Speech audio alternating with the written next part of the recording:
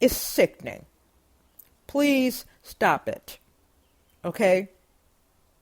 Because you're not helping. You're hurting. Anyway, enough of that ranting. I need to take a woosah moment and get my thoughts back. I'm going to switch gears here. There was something I said in a previous episode about cultural appropriation. And it had to do with our ancestors tapping us, okay? Our ancestors are pushing us along a path here. They're pushing us toward a goal of sorts. They are speaking through us, all right? Someone made a comment, I think it was on Facebook, that a lot of what Jesse Williams said toward the end of his speech Sunday night echoed a lot of the same sentiment that I post on my social media. And it's true, but what does that mean? I don't have nothing to do with no Jesse Williams, and I know good and well he don't follow me on social media, all right? What does that mean? When you see people speaking from the same places, saying the same or similar things, okay, all that is testimony to the proof of what I've been saying about us and our ancestors having this reclamation period, okay? They're reclaiming us.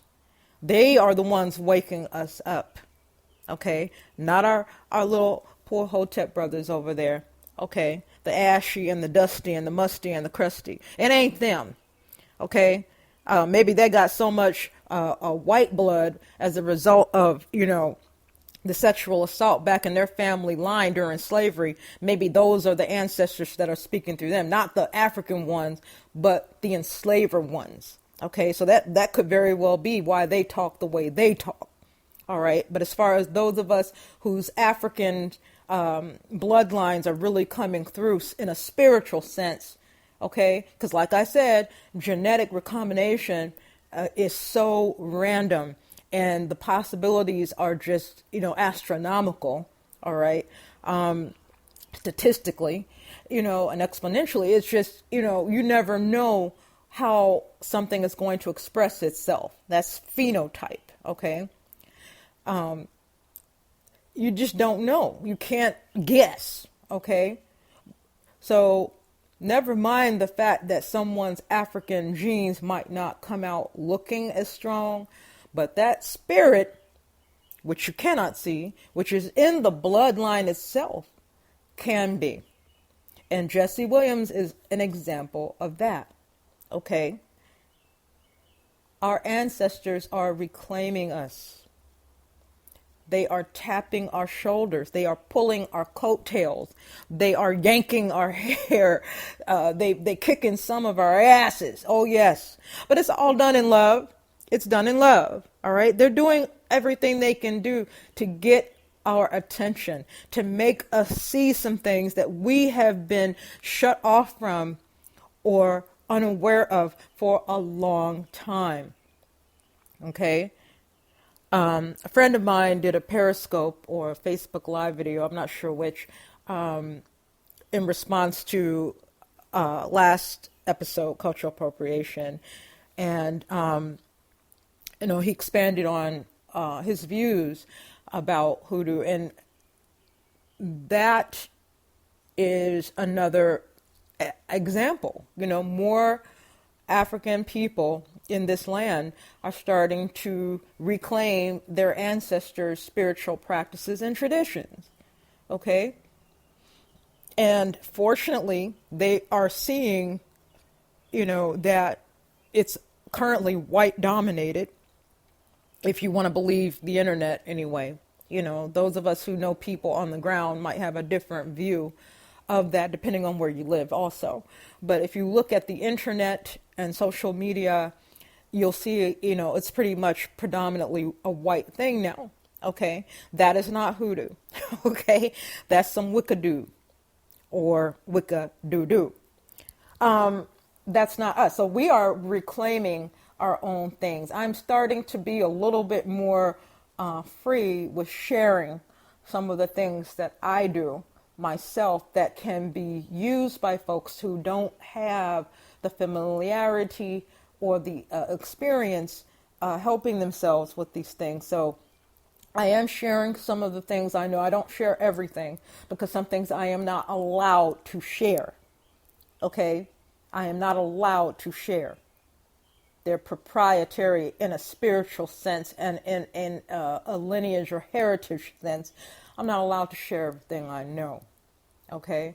And folks really need to understand that when our forebears shared certain things with white ethnographers, they didn't share everything they knew either. Okay? Just because it wasn't included doesn't mean it didn't exist.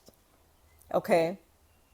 Because as black folks, we are and always have been very mistrustful of you white people.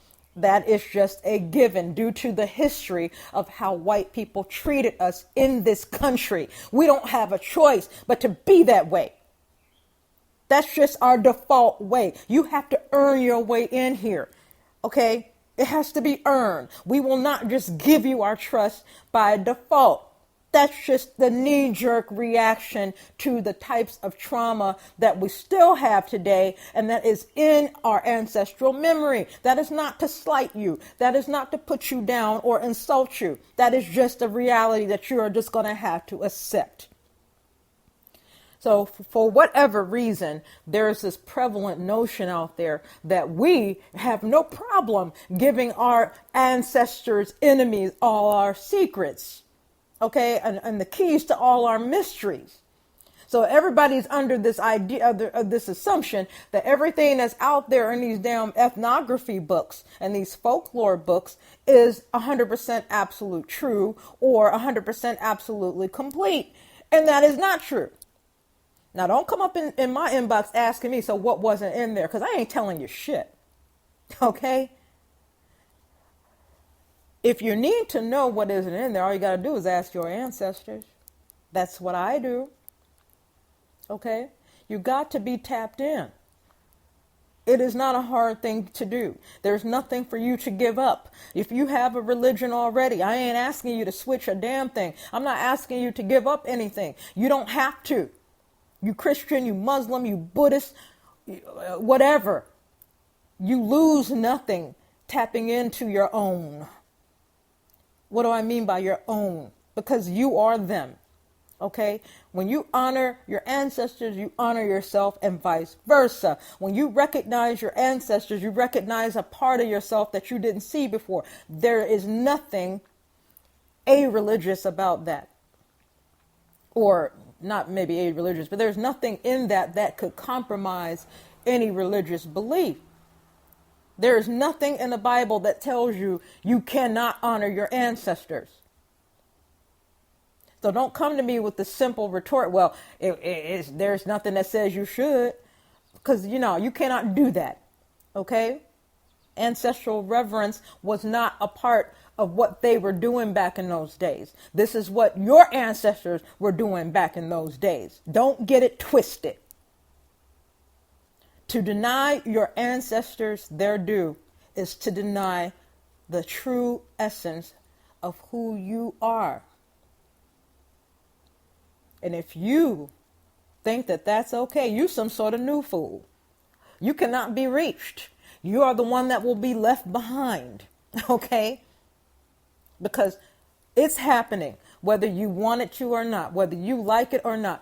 Our ancestors are propelling us, compelling us to go back to the truth about who we are. And you can't do it completely if you do not allow for the spiritual part of this. Now, they didn't separate it out. That's something that the colonialism taught us to do. That's something that imperialism taught us to do. That's what enslavement taught us to do. Separate ourselves from the spirit consciousness. Our ancestors never lived that way. The spirit consciousness was a part of their being. The spirit consciousness was a part of everything in the lives around them in nature. There was no separation. Okay? Because that's when shit gets weak. It's a weakened state to separate spirit from every other living thing. You understand? That's what our enslavers taught us to do. That's what our colonialists taught us to do. Our imperialists taught us to do. The people who oppress us taught us to separate it out, that it's all outside of us. And we got to go through the man in order to get it back in. That is the lie. Well, I'm going to tell y'all something. The jig is up. Now, that's all I have time for today. Thank you for listening. This was a more off-the-cuff episode. Next time, I'll have something that's a little bit more free-flowing and smoother and concise and comprehensive for your next time. There's some other things that I'm going to do, a few little changes with how I do this. I don't know if I'm going to continue with Spreaker or move to another platform, but I will share that info as it comes. Again, thank you everybody for listening, and hope you come back. Hit the follow button on this page for Spreaker to get a notification the next time an episode is available for you to listen to. Follow me on my various social media. That information is also there. And also follow me on my Facebook under my government name, Minati Wilson. That's MINATI WILSON. As always, I'm wishing you all love, peace, and powerful juju. Until next time.